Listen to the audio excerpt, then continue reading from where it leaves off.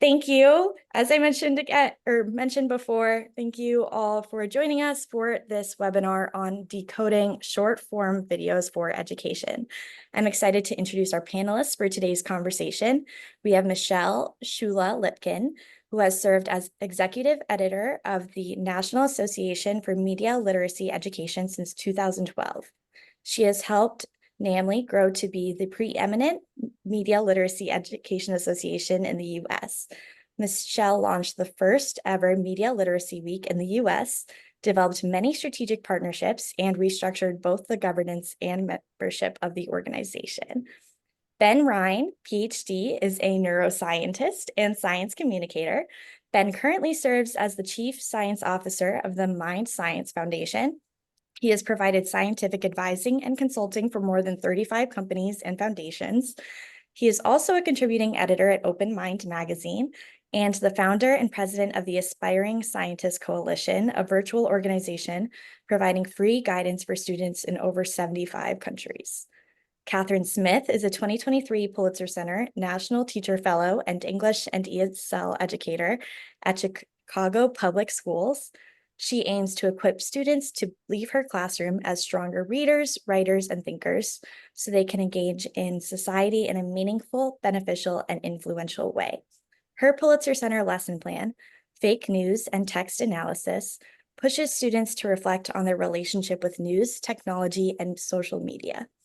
Pride David is a freshman at Howard University and used to attend the Buffalo Academy for Visual and Performing Arts, I think, right? Yes, okay. And is a NAMLE Youth Council member. She is a teen fact checker for MediaWise's Teen Fact Checking Network. She works as a YouTube host, editor, and TikTok creator for a digital literacy project to teach people how to spot and debunk misinformation online. And we have Corey S. Powell, who is founding editor of OpenMind. He is the former editor-in-chief of Discover and American Scientist magazines, as well as a podcaster and freelance writer who has collaborated on 5 New York Times bestselling books. So thank you all again for joining us, and I'm going to hand it off to Corey to moderate. Thank you. Please let me know if you need anything, and I'll be backstage. Thank you so much, Jazzy, and thank you to the participants here. What a great group to have together. I kind of want to start with the real expert here, which is the student. I want to start with Pride, because you're the one who's really on the front lines here. I'm interested in what motivated you to start this kind of project, and I mean, were you seeing like your friends or like other students getting sucked in by things, and you wanted to help steer them in? Were you yourself getting sucked into things and you wanted to go deeper? I'd like to hear about kind of sort of what started you down this path. Yeah, of course. So my journey with media literacy began in my sophomore year of high school when, ironically enough, my science teacher was talking about his opposing views of climate change. And while I disagreed with his points, he also brought up a lot of really critical conversation around news and the news that we consume online, even down to traditional news sources and how legitimate those are. And it really prompted me to think about how me and my classmates were consuming news and how susceptible we were to a lot of stuff. And it just, the ball got rolling from there. So let me get the perspective from the other side, because I mean, Catherine, you've been you're right on the other side of things, working with the students.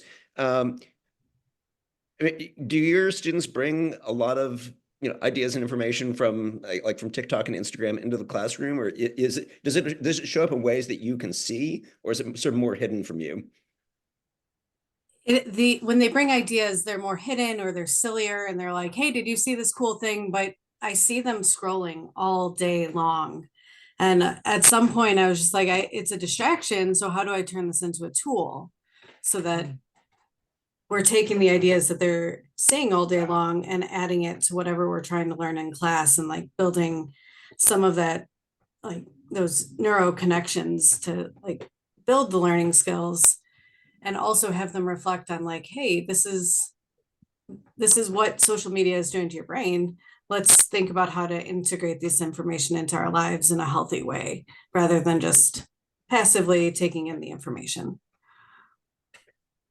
So I have two teenage daughters, and I have, this is my own very small test lab.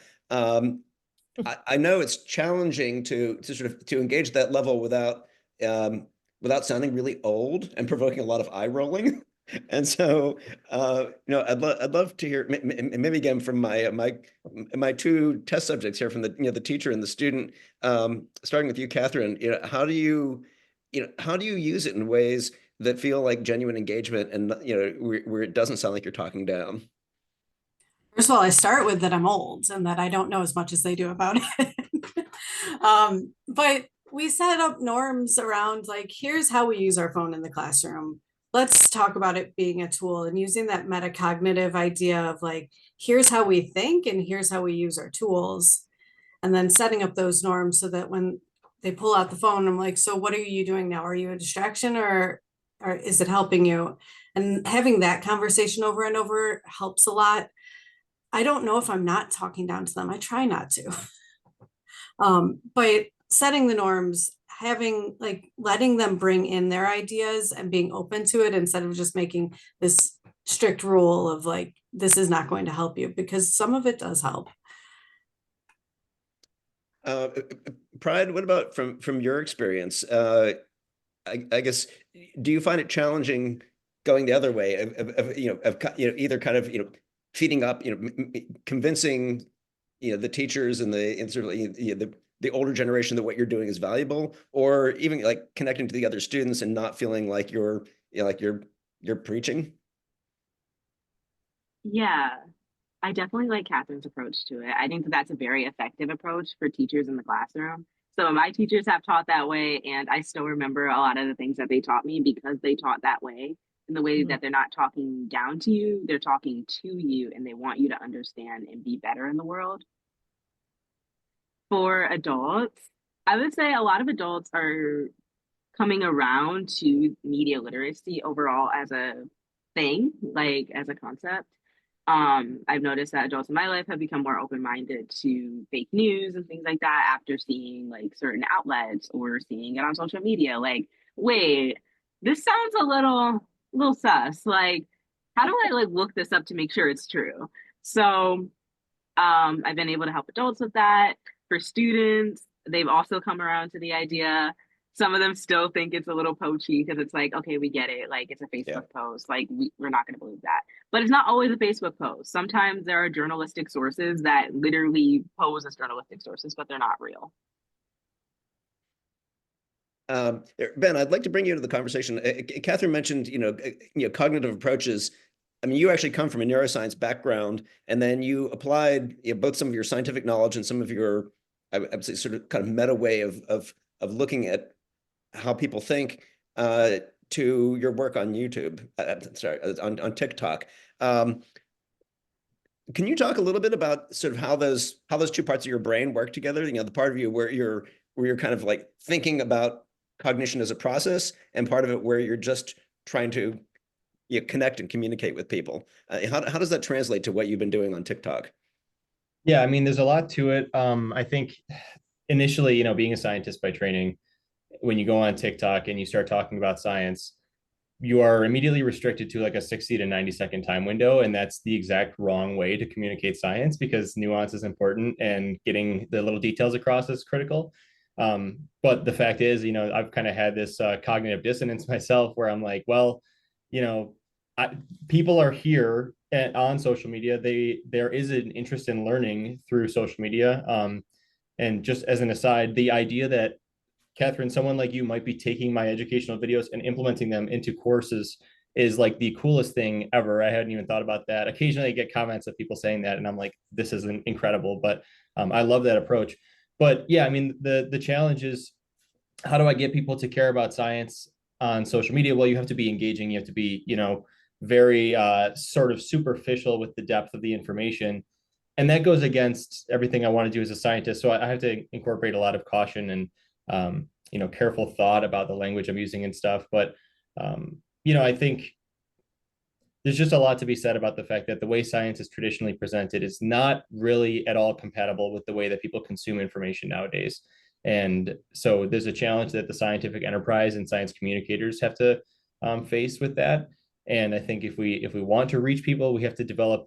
We can't do more simple science. The science is going to remain complicated, so we have to develop simpler ways to communicate. And that is itself a challenge for scientists too. So I think there's a sort of budding space for scientifically minded, scientifically trained people who are clear communicators to step in and fill that void and reach the public where they are, with clear, concise information that's accurate too, because that's another huge problem. Yeah. Well, I mean, the problem of communicating scientific jargon, translating it into conversational language and translating concepts into sort of more familiar terms. I mean, that's something I'm familiar with. I mean, it's something we've been doing for a very long time, but I come to it from a very traditional approach. I started out in long form magazine journalism, where you had a 4,000 word feature, and you were kind of expecting somebody to spend a half hour sitting down and reading this thing and engaging with it. Obviously, when you're getting to short form video in the style of TikTok or Instagram, you're in a very different territory. And, so all these challenges of science communication are kind of amplified. So before we move on, Ben, I just kind of want to throw this back at you. Like, how did you adapt to, those unique challenges when you have, you don't have a half hour, you have 60 seconds to engage and sort of get past the terminology and straight to the core concept? Yeah, I mean, the nice thing is I don't have an editor or anything on TikTok, so I get to choose what I talk about. So I can choose to focus on topics that can be explained in 90 seconds or 60 seconds. But I think a skill that I've developed over the 4+ years I've been doing this is, I read a scientific paper. It's, lots of material. It takes me a couple hours to read. And within my mind emerges a sort of central thesis where I'm like, this is what I want them to learn. And how do I kind of make that, picturing like one of those tiny little hot dogs that's like wrapped in croissant. It's like, that's the package, right? Like, now I need to wrap that in enough information that it's digestible. And Put a little bacon around that, and yeah, mustard. well, you can't get too crazy. You can't put all the bacon and all the condiments and everything. It has to be short and 60 seconds, right? So you have to keep the things out that you might want to include and that might emphasize certain points. So you kind of like build from, you have like this message you want to deliver, and you're kind of wrapping that in whatever is like the thinnest possible croissant that delivers it appropriately, without taking it to a 5-10 minute video. And I think that also when I'm choosing that central thesis, I'm not always picking the thing where it's like, this is what scientists are excited about. I'm usually packaging it as, this is what you should be excited about, or this is what I think you're going to be excited about. And then I sort of, within that package, slip in the things that they also like should know. You have to, it's marketing, right? You have to focus on the consumer. You have to make it appetitive for them. And then, as you're doing that, I kind of like slip in some like, and by the way, this is how science works. And, some little lessons that might enhance their understanding of science as a field. So Michelle, I love that we have you here to kind of fill out the perspective. I mean, Ben's talking very much about from the science communication side. You're coming at this more from the media literacy side. Basically, how do I know when I come across one of Ben's videos or one of sort of one of the TikToks that's showing up in a search after you're doing a classroom project? How do you know whether to trust it? How do I know that Ben is the real deal? So let me start. I mean, media literacy is such a big and nebulous term. How do you even? Let me start by asking you, putting you on the spot. Like, how do you define media literacy? Oh, well, I can do that. That's an easy start for Okay, me. good. Thank you, Cory. So I wasn't trying to do a gotcha, so I'm glad. So we define media literacy as the ability to access, analyze, evaluate, create, and act using all forms of communication. So the way that we think about media literacy it's an expanded definition of literacy that goes beyond print, right? So that we learn how to author and consume through all different communication styles and devices and medium. So Ben actually, it's interesting because as Ben was talking about the way that he takes these large concepts and summarizes them, that in itself is like a media literacy lesson. Like what he was talking about just now is media literacy. It's like and on the side of the consumer, the person watching Ben's videos, they need to be aware that that is the process that Ben goes through, that they, as a media literate consumer, they would understand that Ben is summarizing these very complex, nuanced, ideas and theories, and they would be able to approach that content knowing that, right? So to me, while it's important to obviously assess whether Ben is a reputable source and should I be listening, it's more important to understand like how to process that information and determine what I'm going to do with that information. Like, where am I going to find more information? And if I don't have time to find more information, maybe I'm not sharing that information in ways that make it seem like I'm an expert in all of it, right? How do we take the information that's coming at us and what do we do with it and how do we process it is really part of that media literacy skill building. So yes, of course, we want to be able to identify reliable and accurate information, but we also want to be able to assess, okay, who is Ben and what is his expertise and how do I find out more about him and how do I learn more about these concepts? And how do I decide like what other people to follow if I want to learn more about this? So I think that it's really understanding what's kind of coming at us in our feeds and how do we process that, and then most importantly, what do we do with it? I think that Ben's example of how you have to take all of these large concepts and put them into bite-sized pieces is really the challenge of communication today, right? And I think that it's really not only like effective, but noble to really try to do that. But we also need to be educating the consumer so that they know how to find the more nuanced, complex information once they've gotten these little bite-sized pieces. Yeah, so here I'm going to continue to use Ben as the Sorry, yeah, Ben's like example. Let's talk about Ben today. No, because I think, look, in my experience, students are pretty savvy at recognizing whether or not people share their values. It's the question of whether they, whether they have, the right level of expertise. To me, that's sort of the more challenging aspect of it. And if I were looking at Ben, those are sort of the two things I would weigh. Is this person's heart in the right place, and does he actually have the deep understanding to back up the things that he's saying? You sort of alluded to helping students get through that second part of trying to determine credibility. But how do you do that? Like, what are the sort of the tools that you need to give them to get them there?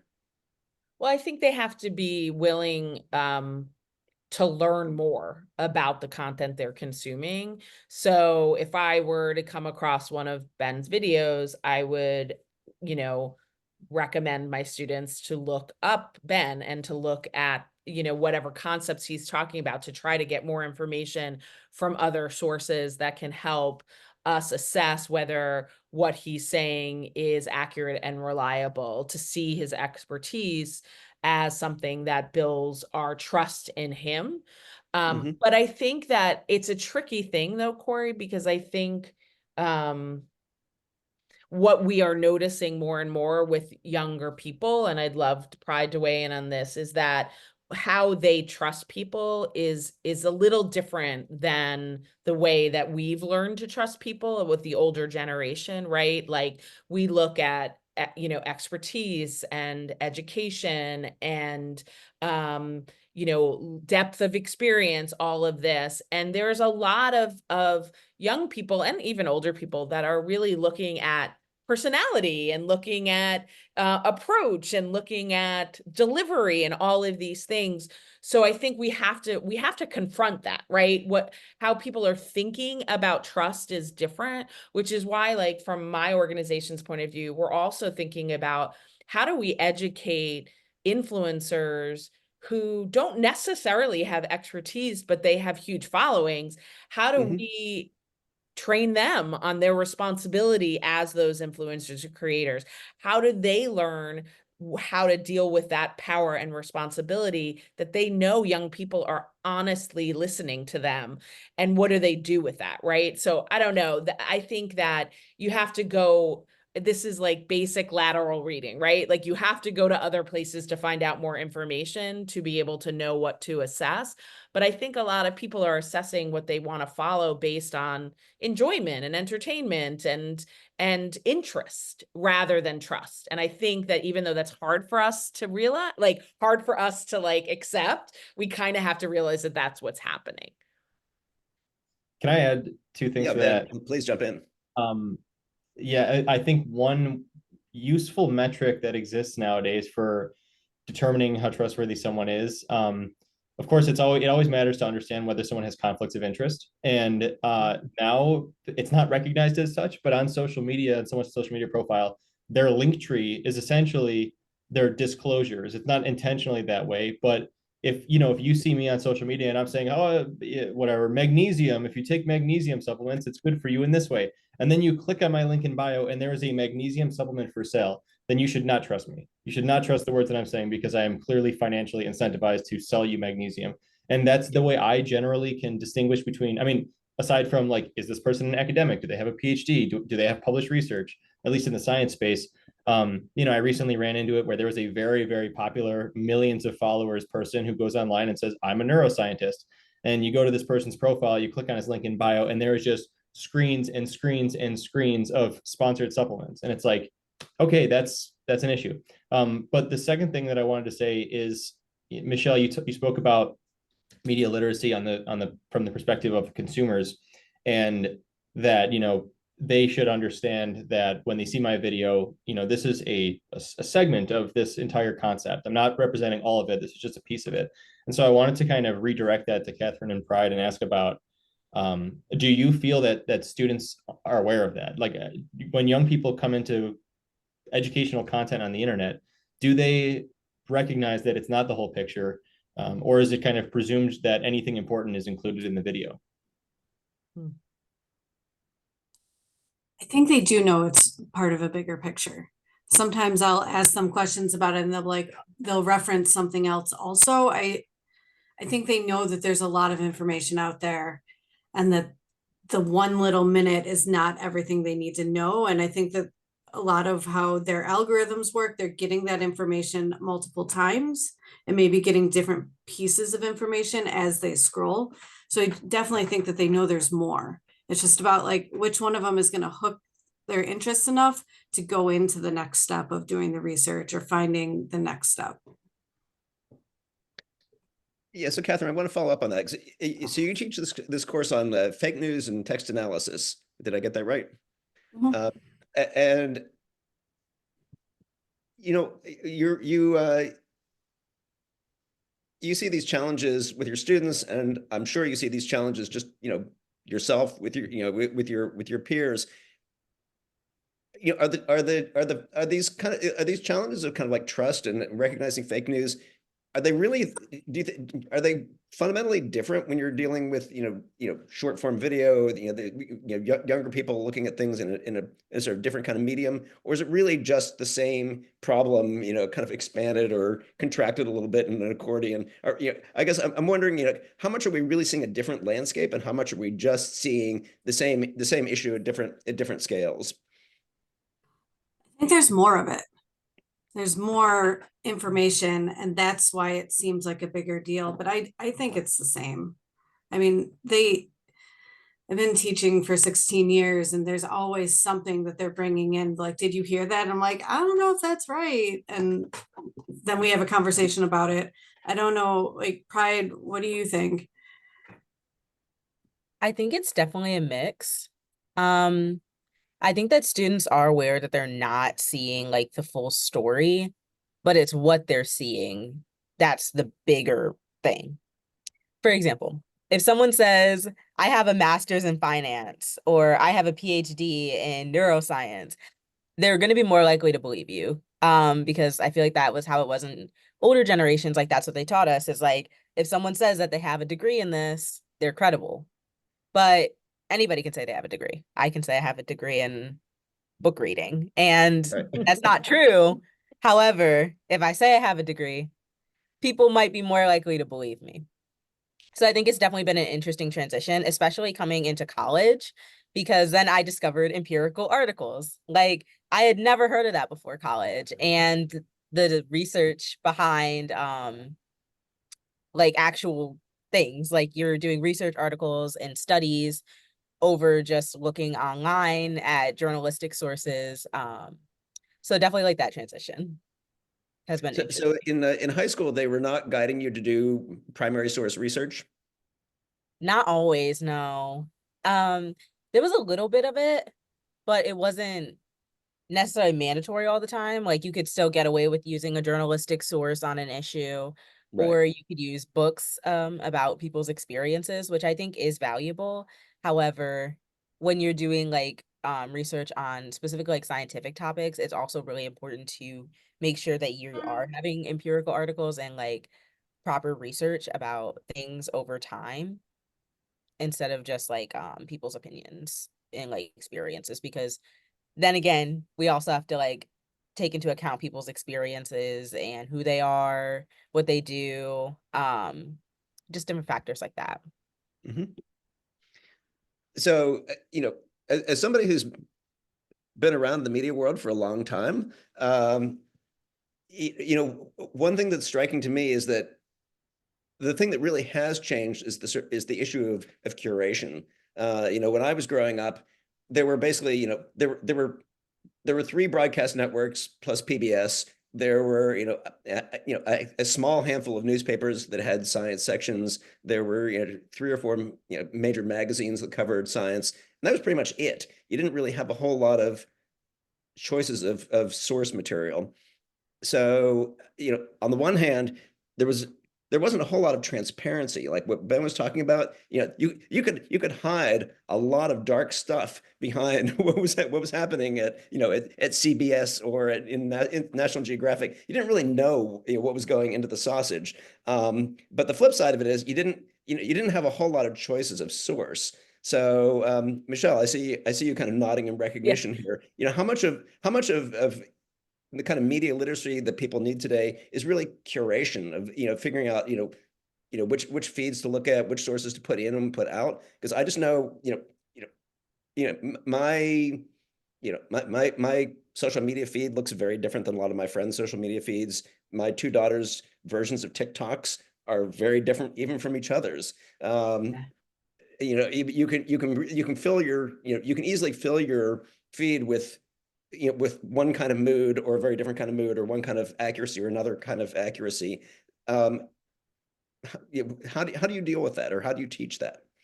Well, I think one of the things you brought up is really the fact that what we're up against is the fact that, like, in the last 2 decades, human communication has completely changed. In 20 years, we have seen an absolute transformation in how we communicate. That is astounding, right? And that is unprecedented.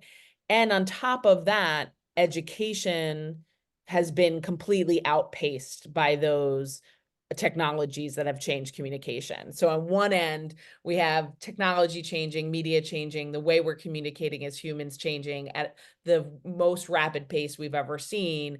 And then education is kind of like moving slowly along. And thank God there's people like Catherine that are really trying to address this. But in general, those things are complete odds with each other. If we have all of these technology changes that are outpacing education, then it isn't surprise that people don't necessarily know how to navigate all of this. So I think your point is well taken, Corey, that we have to learn how to read and write in this space, which, if you think about just the social media feed and you think about the experience of scrolling a social media feed, that's a very unique process that needs to be like analyzed and understood. It is different than when you pick up a book or you even watch a documentary where you're like enveloped in one concept. When you're on a social media feed, you can go from a funny dog video to scenes from the war in Gaza to an ad for a new coat, right? Like that is astounding for your brain to have to process. Right. So it's like, how do we teach people to understand what they're seeing when they're seeing it?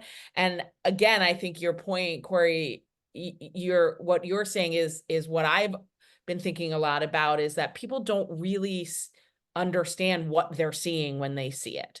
And which is also why, we misunderstand when we hear that young people get their news from social media.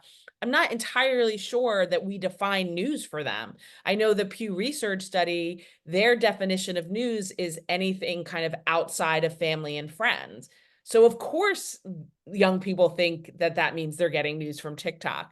So it's like, I think the way we talk about content, the way we think about content, and the way we process so many different types of content at once really needs to be looked at, which I think is where, media literacy interventions in the school space can be, super impactful, because those experiences are very unique, and the way material is curated now is very unique. It's like that, like, think about when cable TV came on and all of a sudden we had all of these choices, and we were like, it's that joke of like, 100 channels and nothing's on. Think about that on a daily basis. Within 5 minutes, you're seeing all of this stuff. And it's just like, we really need to like step back and say, okay, what are the skills people need to have like really strong and impactful experiences with it? And I'm sure Ben has a lot to say about what that actually, like how a brain can actually process that. I don't know if it's possible, which is why we're probably all frazzled and overwhelmed a lot of the time, right? Yeah. So I'm always very interested in learning moments of, moments when you try something that doesn't work and then you have to figure out why it doesn't work. Because I feel like, the sort of the moments of falsification are often the most revealing. So here, Ben, I'll put you on the spot. Was there a moment maybe early when you were kind of developing your TikTok channel? Was there a moment where something didn't work and you had to figure out why it didn't work, or where like your initial approaches weren't quite going right? Oh, yes. I mean, I would say most of the time things didn't work. I mean, on the creator side, you always want, your number one output measurement, your dependent variable is views. And so, you want to get more views. You're like, this is a cool topic. People are going to love this. And then you post it and you get 25 views and you're like, okay, all right, this is not an interesting topic. How do I adjust? I want to kind of step back into what Michelle was just saying there, just to comment on like the neuroscience sort of algorithms. The way that we now consume content is dominated or determined by algorithms. And really what an algorithm is a sort of projection of your attention, right? It's what do you pay attention to? What do you engage with? And that has upsides and downsides. On the upside, I like the introduction of these recommendation algorithms, because they might start suggesting science or other valuable educational content to people who normally would not seek out or engage with that content. That's kind of like hitting a reset button on human interests. Everybody has to decide what they're interested in, and they might stumble into something good and helpful. But on the other side, human attention is not always devoted to the right things. I think that the brain is naturally inclined to pay attention to things that evoke emotional reactions, which might be like scenes from the war in Gaza. You might end up seeing, I mean, personally, I can tell you, certain social media platforms, I won't name names, but I can't use them anymore because my entire feed is nothing but like basically things I don't want to see. People getting hit by cars and like just horrible, violent scenes. And it's like, well, okay, yeah, that is what my brain is paying attention to. Like I said, it's a projection of attention, but it's not what's good for me. It's not what I want. And so when you look at, what's the brain more interested in seeing? Someone suffering an accident, or some generally boring but useful knowledge explained by a person using a monotone voice? Like, obviously, the violence is going to take precedent. And so the algorithms have the opportunity of shaping our just sort of experience and our media experience in a way that is super unhealthy. And that is not only scary, but I think it's very much underway and probably already happening to more people than we know. Yeah, Catherine, I want to let you jump in here because I see you. I see a light bulb of recognition going on there. How do you balance this challenge of what you want students to see versus what they intuitively respond to? So I can only control them for the 51 minutes they're in front of me every day. Everything else is outside of my control. But I just know after we came back from a remote learning, something had shifted and we in the education community weren't ready for it. And I think part of it is this idea that Michelle was talking about with how we get information, that the students were consuming more information during the day than we were giving them through remote learning. And I tried so hard to do what I did before and it didn't work. And so I was like, forget it. We got to adapt this as a tool. And the adaptation of a tool and getting their interest and like trying to like direct their interest to something that's healthy it's the hard part. But if I can do that for 51 minutes, then I've got 51 minutes where they're somehow trying to critically think about something, even if they don't like it. And hopefully they'll take that critical thinking skills and apply it to the things that they are enjoying. Yeah, so I mean, Pride, you were right in the thick of it. You were going through the pandemic and remote learning. I mean, did you see that? Did you feel that the way you were taking in information changed and it really hasn't quite gone back to the way it was? Yeah, actually, I do feel like that. I feel like during the pandemic, because we were locked in the house, we used a lot of social media. But a lot of social media has a backfire because then we are balancing all of these different posts, all of these different topics. It's hard to like differentiate between what's real, what needs more context, and overall it became overwhelming to a certain point, which I still think has effects today with how we just like, for example, like I've seen friends and they watch TikTok and they're like, oh, well, this person says that, they have a PhD in this. So this information that they're saying is correct. Or they see a news source and they're like, well, that doesn't really seem right, but it's coming from blah, blah, blah news source. So it's correct. And just not really taking the time to like look into sources a second time. So we have some questions coming in here. And let me throw this to the group. So the first one is from Stephanie Mira, asking specifically to Ben how he encourages his viewers to find out more. She says, I'm part of a news outlet. And at the end of videos, we push people to read a full story on our site. Do you do something similar or do you keep everything on the platform? I keep everything on the platform. I mean, I unfortunately don't have the bandwidth to do like multiple like long form, short form forms of content. I mean, the best I do to answer this question at least is I always cite all my sources. So like if I'm talking about a paper, if I'm citing anything, if I'm making a claim about neuroscience that requires citation or reference, I cite my sources I use the green screen effect and then the paper is behind me. And so, and it's a primary article from the scientific literature. And so, if someone wants to read more or learn more, then the articles that I'm sourcing the information from are all right there to be found. I guess the other thing I do is on my personal website, I have a science communication page where I have the title of the paper, every paper that I've summarized, title of the paper, the link to my video, the link to the article, so that if somebody wants to learn about a lot of science, a lot of cool papers without having to read them all individually, they can, have both resources right there to compare. But yeah, I mean, there's a lot more that can be done to direct people to learn more. The other challenge with this is that the platforms don't want you to do that. They don't want you to put links up that people will click and then leave the platform. They want them to stay on the platform. But I don't see that changing, unfortunately. So that's a big challenge. Yeah, I mean, this is, I mean, there's a whole additional challenge, which is in some ways beyond even the scope of this conversation. But with these AI summaries that are popping up everywhere, which of course are part of the reason that they exist, is for exactly that point, to keep people on the platform and not go look at the source, saying, here's all the summary you need. Don't bother going any further. Which I feel like in some ways makes that even more challenging, that you have these tools that are kind of actively encouraging people not to go and check out sources. Is that something you're running into? Yeah, I mean, sorry, I also got carried away because I started reading the second question in the Q&A. That got me really excited. We'll get there. We'll get there in a second.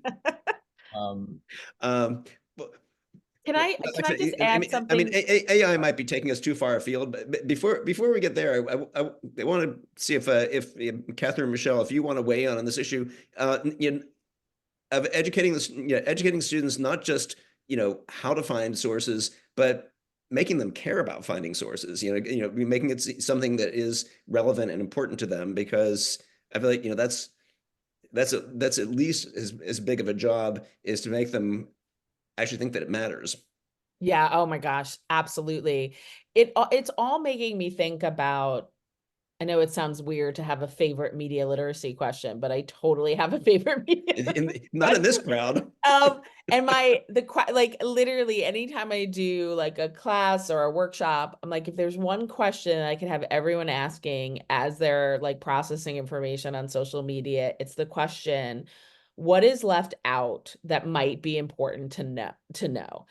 And I feel like if we could just get people to understand that things are always left out, like there is no possible way that you can explain anything, whether it's politics or science or health, nutrition, there's absolutely no way to do that on social media that's like effective. And just to know that there are things being left out, and that questioning, like, what might I want to know in order to like weigh this information. And I think that's why I love the concept, and we've been hearing a lot more about it lately, about like quality information and like high quality information and low quality information, which is it's different than true and false, right?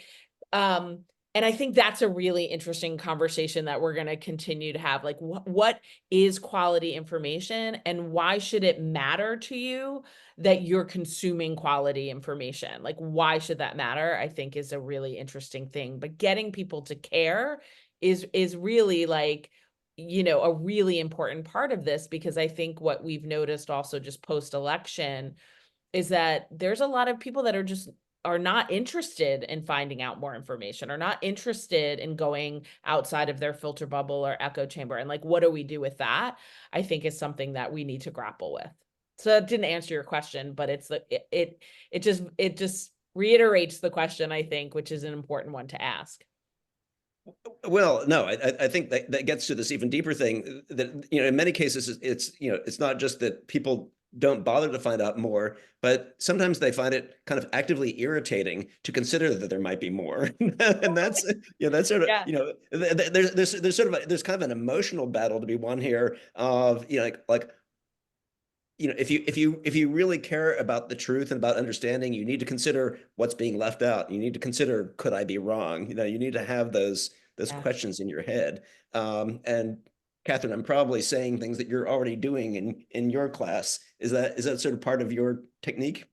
I think part of what I try to do is make them slow down and think. So there's this, students very often just want to get the worksheet done, get the thing done so that they can go turn around and talk to their friend about whatever happened in the hallway. And I know that's important to them, but to get them to slow down and think, and not just copy what the AI put up there, and to think like, is this the quality information that Michelle is talking about? They sometimes get very frustrated with me when I put the timer on and don't let them do anything for 10 minutes, but annotate. And they're like, but I already read it. So the idea of slowing down, or like looking at the video and rewatching it 5 times so we can see all the nuances, I think that's part of how I try to get them into looking deeper and analyzing whether it is something they need to pay attention to. So let me throw another audience question into the mix here. This one from Vincent Agundi, who says, good insights from the speakers. My question, how can we manage the demands of educational content while navigating the pressures of clout chasing? That's a nice juicy question. Here, Pride, I see you nodding. I'll let you jump on that one first, since you could easily be accused of clout chasing. Oh, wow. I mean, we all could, but I'm Yeah. just, the younger you are, I feel like the more susceptible you are. Yeah. So I did work for MediaWise's Teen Fact Checking Network, where I created social media content on YouTube and Instagram about YouTube, TikTok, and Instagram about like viral misinformation, and I would debunk claims online. So for this, I would have a hook in the beginning of the videos. So I'd be like, is the world really gonna crash down in like 20 seconds because of this meteorite? And then I would get into the educational content. And I found that was really effective because a lot of people are hooked by things that are really, like, unfortunately, but like really scary or like really enticing. And they'll stay because they want to know if it's true or not. And then they don't really have to do anything either in the video necessarily. So they'll just watch the video. And then later on, they'll be like, the next time they see something, they'll be like, I wonder if that's true. Let me go look it up for myself because now I know how to do it. Yeah, I think that when you have people educating online, the people who want to educate, like Pride, I'm not sure, Catherine, Michelle, Corey, if you're on like TikTok making videos or anything, but like Pride, yourself, and me. I'm along for the ride. Yeah, Yeah. exactly. So okay, so like Pride and I, like we are. I believe and I trust you, Pride, that we are both on the internet trying to educate, with good intention. We are trying to spread high quality information, and the challenge is, in order to go viral, you do have to do those things like what you're just talking about. You make it relatable. You engage people's emotions. You not only have to be, you don't just have to be clear and concise. You also have to be engaging. And typically, whatever gathers a large emotional response, whether that's excitement or fear or whatever it is going to get people to pay attention. And I hate using that type of tactic, but sometimes that's the best way to get people to pay attention. The problem is that is just sort of the standard on social media. And it's so much easier to make something up that's going to make people have an emotional reaction than it is to find some real piece of evidence that they care about. And when you have a media ecosystem, a social media ecosystem, where you have the opportunity to benefit tremendously, not only financially, but in social ways, in all sorts of ways, from having more attention.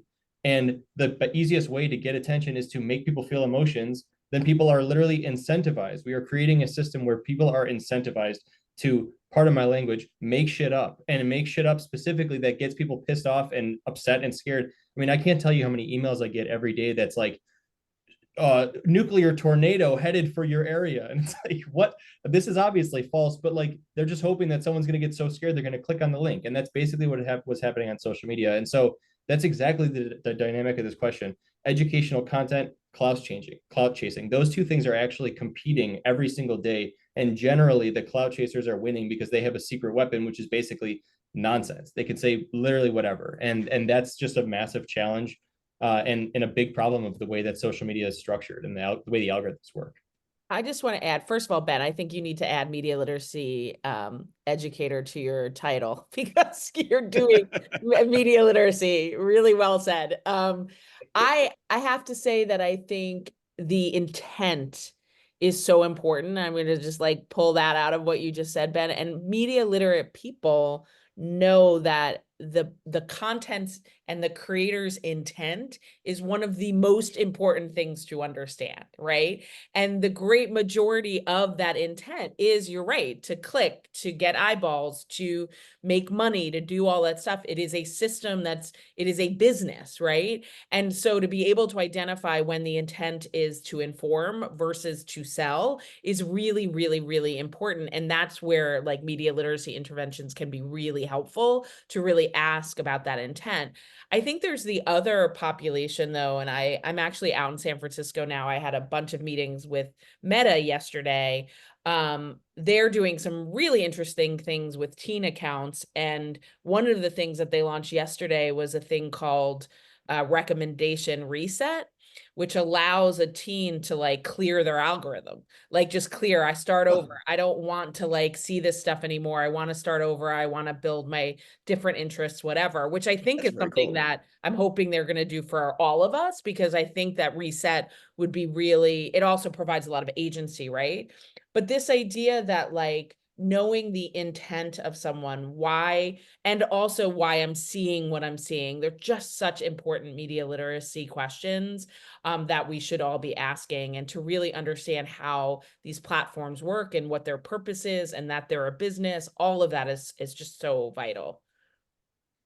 It's interesting to me that Meta is doing that because, as Twitter morphed into X and a lot of people fled, I looked at a lot of the other social media platforms, and I dabbled in Threads for a while. I found Threads very hard to use because Threads is really, really algorithmically driven in terms of clout and engagement, and it's very, if you follow people, it's very, you then barely see the people you follow. You see this kind of like this haze of related information.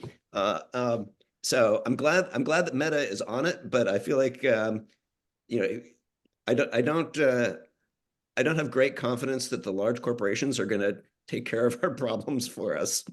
Oh, true. There's no silver bullet. We all have to be working towards solutions. But I think it's also one of the other things that Ben made me think about is that the unintended influencers.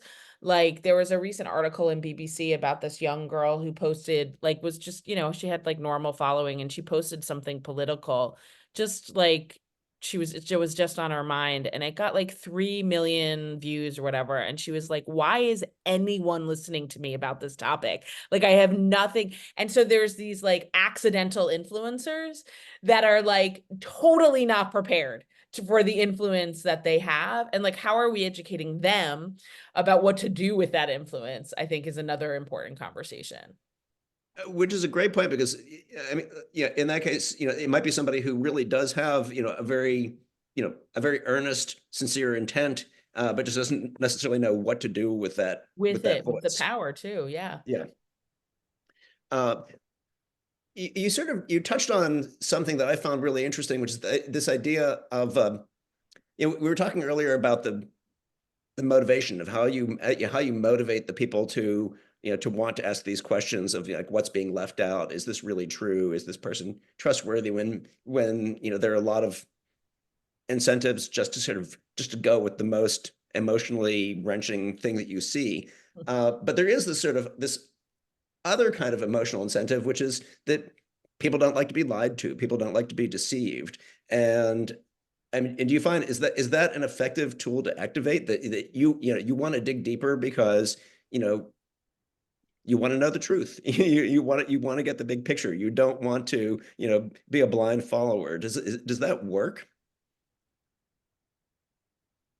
I don't know, Who's that Catherine and for? Michelle. I mean, I think that honestly, I think that we're finding that it doesn't necessarily work because people are so committed to their beliefs and their values. And so I think we do need to find different ways to get people to care and why it matters. It's like, it's an interesting kind of cyclical problem we have because we're so polarized, but the systems in the keep us polarized, right? So it's like we're constantly like putting like we're either on this side or that side of an issue. We either think, I'm right, you're wrong. That's smart, that's dumb. Like information and like it's all so much more complicated than that. And so I think it's more important to like get people to break out of that binary and recognize that like information is complicated, media messages are complicated, and most of the time, except with like science, right? Most of the time, there's a lot of commentary and opinion and things that we have to assess and weigh, and I just think that we have to get people to stop thinking about the binary. But unfortunately, social media is built on binary. Like it's not built on nuance. It's built on, I'm gonna be in this feed and this algorithm. And so we have to figure out ways to like kind of it sounds so silly, but like fight the system a bit. Yeah. Well, I mean, Pride, you're doing this. You're right in the middle of the issue that Michelle's talking about. What have you found is effective to kind of break people out of the true false binary thinking and getting them to think a little more, in a more nuanced and critical way? Honestly, I've been a victim of the true false binary. It's very easy to fall into it. We all have. It's very hard to avoid. Mhm. I think the big thing is even when I deliver information to people now, I try not to say like, oh, this is right, this is wrong. It's like, this might be more factual and this needs a little bit more context. That's the really big thing I've noticed is really just context and really understanding the whole of something, and the nuances that come with each thing. So like who's right, again, who's writing it, when it was published, as well. That's been a really big thing that I've noticed over time because information that was released 10 years ago is not going to be the same as information that's released now. So it's really important to also keep in mind like the time that it's published and the historical context as well of things. So I know we're kind of running toward the end of the conversation here. For people who are who are not content creators and they're not in the fortunate position of being being teachers and educators. What about the role of friends and family? I think this is something that people always, they sort of have this, there's this sort of general feeling like, oh, you gotta talk to your peers, you gotta spread this around. But I feel like most people have almost no idea how to do that, other than the general sense that, I should be talking to people about it. But what do you even say? Do you just kind of like post questions on Facebook for your old friends? Do any of you have any thoughts about that kind of like peer and family influence of sort of how you take some of these techniques and kind of bring them into your own life? Yeah, I can maybe comment on that. Sure. From a science perspective, I teach a lot of science communication, like literally teaching scientists to communicate. And I emphasize that, not every scientist who wants to communicate needs to go on TikTok and have 5 million followers. Like if you're on Facebook and you're sharing, hey, this is an experiment I did today and here's why we did it and here's what we learned, or here's a cool paper that just came out. You are doing some serious foundational science communication on a, like immediate first degree level. That's really important. And I just think that, Corey, you and I worked together on a Pulitzer sponsored grant about truth decay. And I think, with the surge of, with the sort of democratization of social media and information, everyone has a megaphone, we're sort of in this world now where instead of looking for like news articles where there's like reported information that's, sourced, we're kind of like living in this culture, this like stew of opinion pieces where, Michelle, like you said, this one person puts a video on 3 million views. That's an opinion piece, essentially. They're publishing an opinion that's getting a lot of views. Yeah. And so we're very much losing a sense of what's information and what's opinion. And I think if you are a person, not a scientist necessarily, but you're someone who has information that is trustworthy, and it's maybe a contentious or uncertain topic, and you can share that information with people in your lives, why should you not do that? I think it's critical for us to be disseminating accurate information in whatever context we can to help people just live well-informed lives. And on the other side of that, don't share things that you don't know are true, and don't say things that are false just because it's maybe what you want to be true. It's just very simple. It comes back to evidence and fact, and where has our respect for that gone? Anybody else want to jump in on that?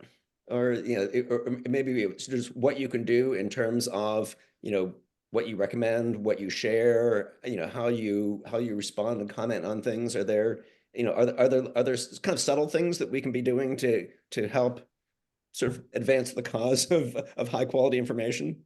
Yeah, I know everyone that I follow knows that I'm out there watching.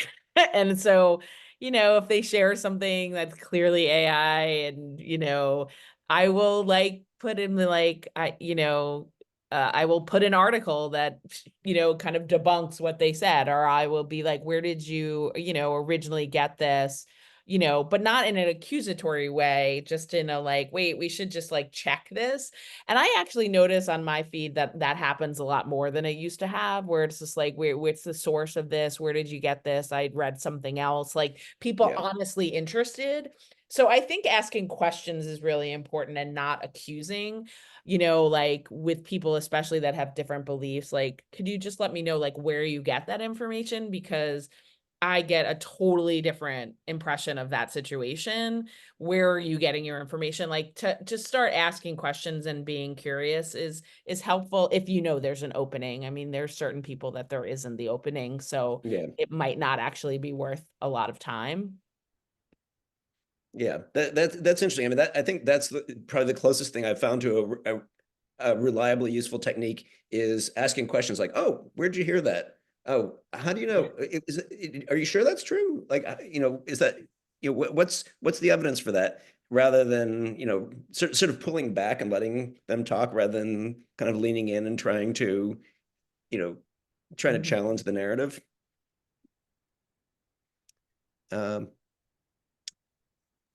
Corey, just to expand on that last point you said, challenging, you know, I think that, you know, someone just said debunking is important in the comment section.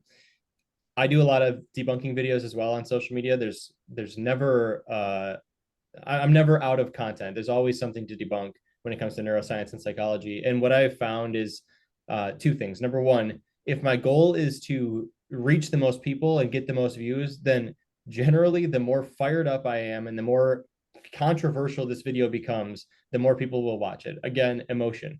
But if I want to actually convince people to change their mind, the way to go about that is to do the exact opposite, to be respectful, polite, not condescending, you know, give points where they are due, you know, say, hey, this video, they got this right and they got this right, but let me explain why that they're drawing together two things that are not connected, and, you know, clarify the actual data on this topic. You know, being polite and welcoming is really, really critical for changing people's minds. And so I think that when you encounter someone sharing false information, when you immediately start, you know, throwing punches, you're not going to change anyone's mind. You might get people to start turning their heads and looking, but no one's going to be convinced by you except for the people who already believe what you believe.